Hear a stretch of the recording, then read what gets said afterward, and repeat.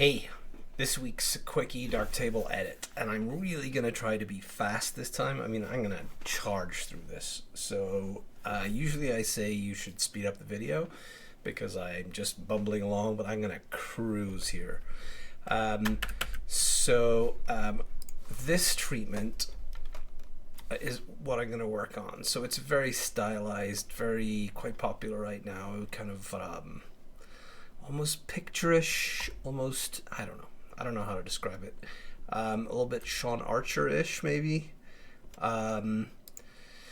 So I am going to do that. This is me, Kiefer Honeyford Photography on Instagram. If you go here and you see an image that you would really love an edit tutorial on, just comment on that photo and I'll see what I can do. Okay, so here's the starting point. Lighting, it's continuous black background. I have a softbox, about a 36-inch softbox, 30 to 36-inch softbox on a light stand here, fairly high, fairly far away to give some harshness to the light. And I have a white panel hanging here for reflection, and above I have a flash mounted to the ceiling which is shining down and giving this background circle. This softbox is angled, feathered, so that it is not hitting the backdrop. There's actually about 6 feet different distance between Devon here and the backdrop, so there's a fair amount of separation. And I'm shooting with an 80 at f8, an 85mm on a Nikon D800. So I'm gonna cruise here, seriously cruise. I will talk a little bit. I'm just going to do some of the normal stuff. I'm going to take off internet so that nothing bugs us. I'm going to just do some of my normal stuff here. Pop a little bit of an S-curve. I'm going to drop the contrast a tiny bit. Actually drop it. I'm going to drop fairly significantly, drop the saturation. I might come back to that. Because I want this very stylized look. Local contrast I'm going to boost because I want a sharpness. And if you've never played around with the local whatever that says and these sliders, you should, because it's kind of interesting. I'm using it to even out the look here a little bit. And you can see that that has actually done quite a number on that. It's moved it towards that kind of painted look, kind of stylized, kind of. I'm gonna boost the highlights and the shadows.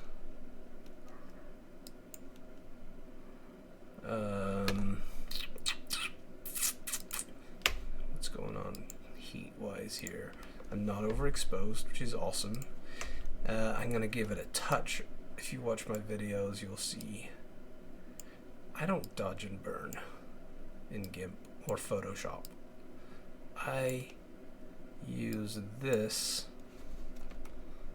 to kind of pop the shadows and the highlights.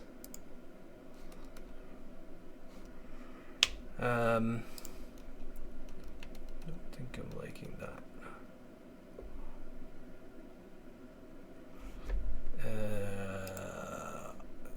Okay,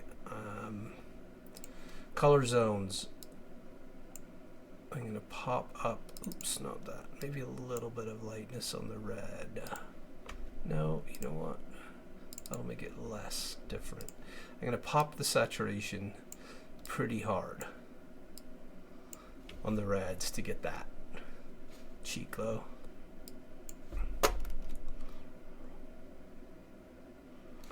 And then I'm going to color shift.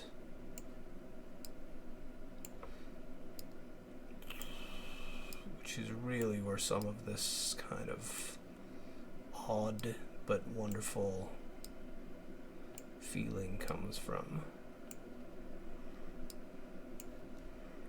Difference between that and that, actually. I know. There we go. That's it, just nailed it. I know for this gear I'm using these flashes. On a warm end, I'm at 54 here. On a cooler end, I'd be around just a turn of the 5,000. But I'm going to go a little bit warm because it's bringing out that. It's kind of silverifying this. Revisit this. I want that warm but not hot. I want that just to the edge of odd, and then I'm going to use the blacks just to pull it all together to the contrast level I want here. And it's kind of that. It's kind of that right there. Crop.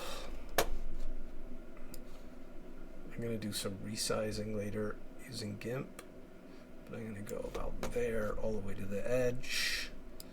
And there all the way to the edge. Yep, I'm going to do that. I'm going to sharpen a tiny bit. So there you go. That has been, I mean, this has been, that was a 4-minute edit from scratch. If I got everything I want, if I got that where I want it, pretty much. So that was a 4-minute edit from scratch. Let's export that. I've just changed all this stuff. That, there. Export this image super high def. So I'm going to do 3 things here. I'm out of Darktable, and I'm into Portrait Pro, which some people think is the devil, but if you use it, well, it is awesome. Let's see. Come on, Darktable. It's working hard. I love in Ubuntu Unity, which I'm still using. I tried to switch to GNOME and didn't enjoy it. I love the way Unity has stuff like that. Indicator up there. So, where did it put that file? I just restructured. Oh no, where did it put the file?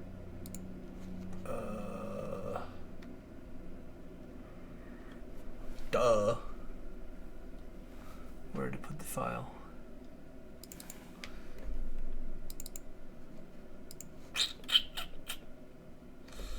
Duh, it's probably in here.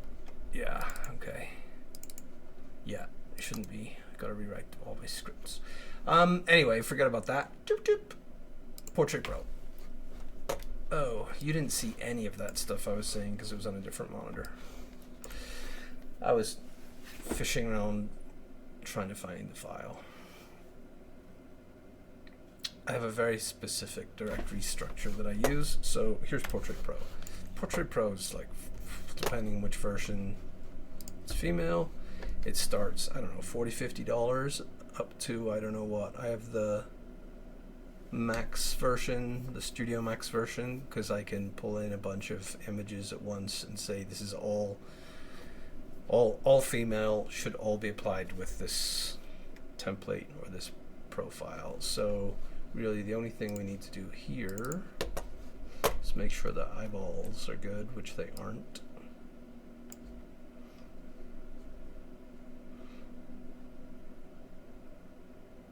Come on, wakey wakey.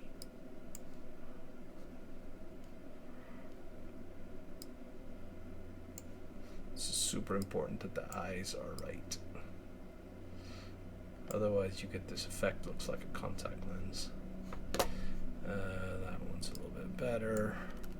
Everything else is pretty reasonable.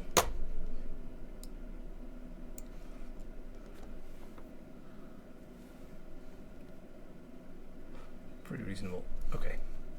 So let's go to the view after.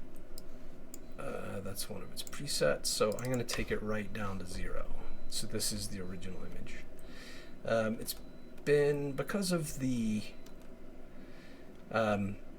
equalizer and because of the equalizer stuff, we've already got somewhat of a smoothing effect.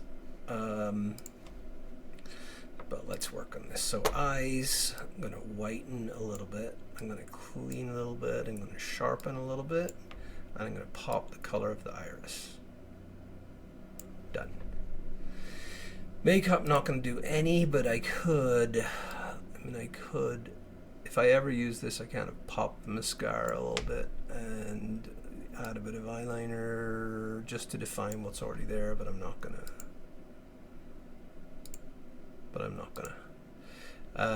Skin lighting.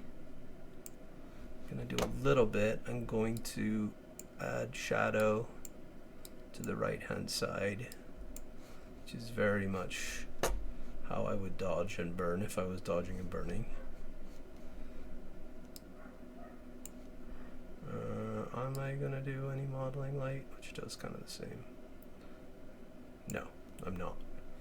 Am I going to change the contrast? Yeah, a little bit to about there. And then finally the skin. Let's tell it, make sure it knows where all the skin is. Might as well have a little bit of smoothing on the legs too. On the neck. So it knows all that. Now here's where people get really out of control. People will take an image like this and go, what? And that looks like crap. The trick is to use a tiny amount of things that actually make a difference to the imperfections and stuff that you actually want to fix. And to leave stuff to do in Photoshop or GIMP or whatever you use. So I'm going to go with that. We still have texture, but if I'd tried to get rid of these little imperfections, then I would have just gone to mush. So that's all we're going to do here. Save that.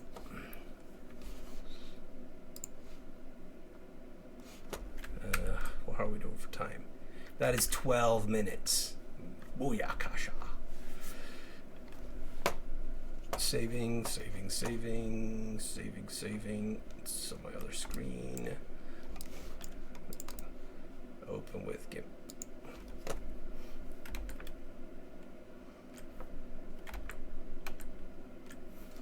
And there it is in GIMP. So, first thing I'm going to do is I'm going to make this image bigger. I'm going to make it 6,000 square. Put that in about the middle. Then I'm going to R for rectangle. Oh no, I'm going to make this layer same size as the image.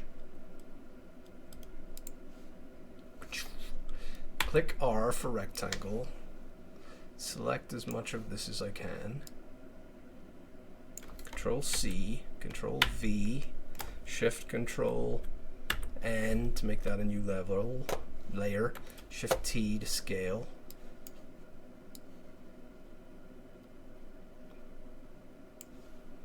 Scale.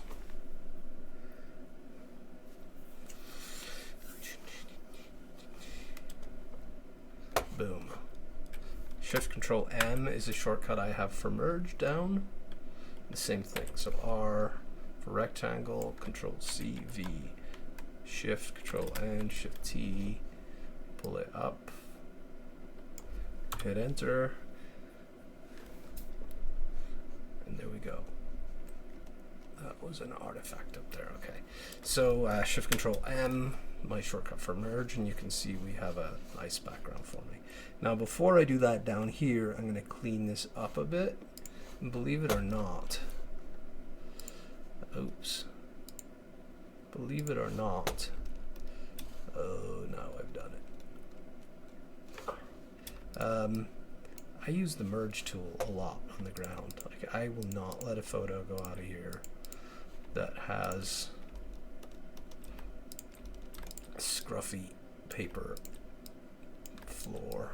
And there's various ways I'm going to do that. With this, I'm just doing some healing on the worst of it, but I'm actually going to add some texture to this whole image so I don't have to go too far. Another thing I might do is just take a brush, airbrush, about 50%, and control on somewhere to pick the color of what I'm, control click picks the color, and then paint the same color over an imperfection nearby, which is a lot faster than the healing brush because it's got a lot less work to do. Healing brush really can kill things, drag it to a crawl. Okay, I'm not going to make this perfect.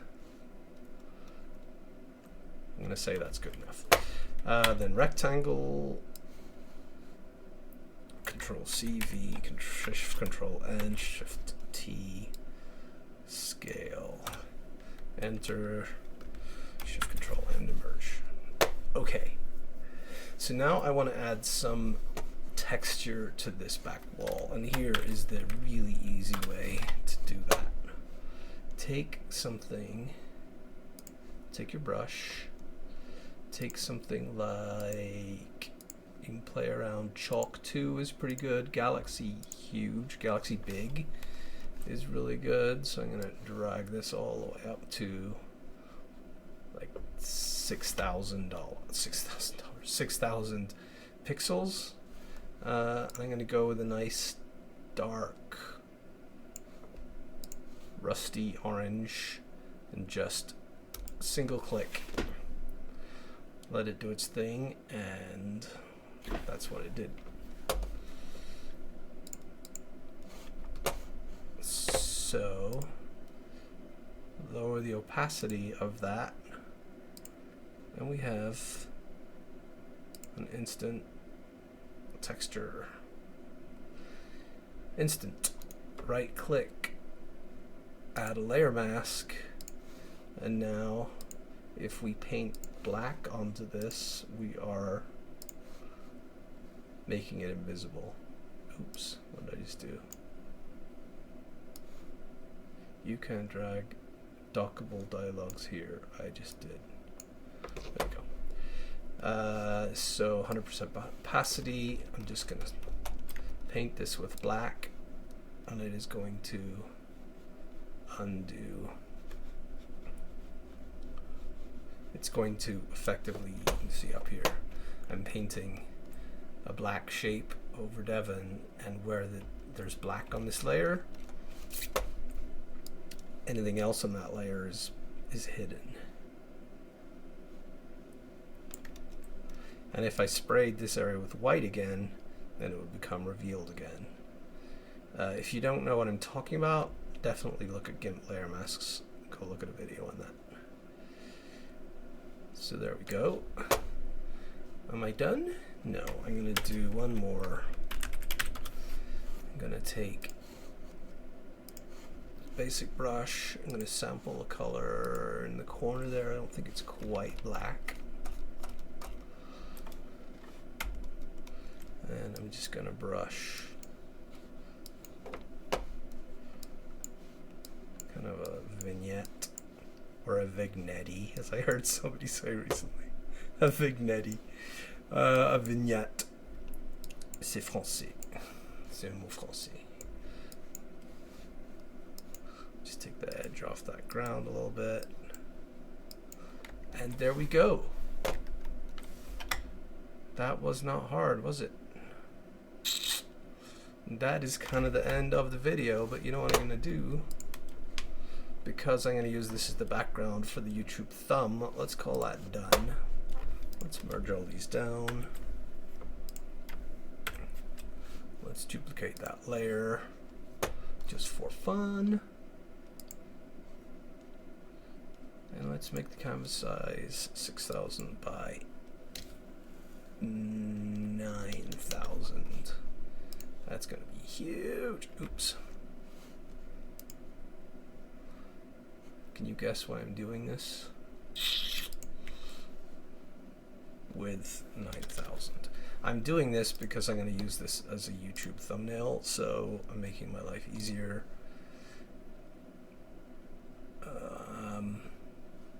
I'm making it so that it's the full width of a thumbnail, or the right dimensions for a thumbnail. What am I doing? Layered image size, R for rectangle, Control C, V, Shift, Control N, Shift T.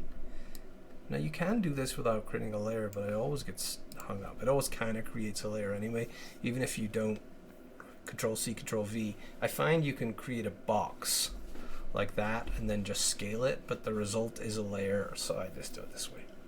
Maybe I'm doing something wrong, I don't care. There. And that will be the YouTube thumbnail background, and we're done. How long was that? That was 20 minutes. 20 minutes for a full raw edit from scratch, through skin retouching, through all that stuff in GIMP. I think that's pretty damn good. That's it. Adios. Please like and subscribe. I always forget to say that at the start. Bye.